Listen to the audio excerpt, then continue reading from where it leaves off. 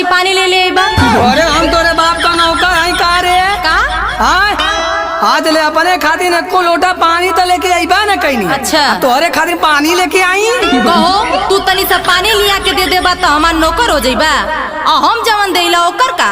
अरे वो तो तोर फर्ज है, ई कुल ना करबी तो लात ना खाईबी। एकर मतलब कि घरे का कुल काम हम ही करब आ तू कुछ ना करबा? ना, बिल्कुल ना। बाहरों का करी या घरों का करी? हाँ तो एक बात सुन ला। का? आज से हमारे तो हर चूल्हा अलग जारी हो। का कहली हो? करे अलगे चूल्हा जारी?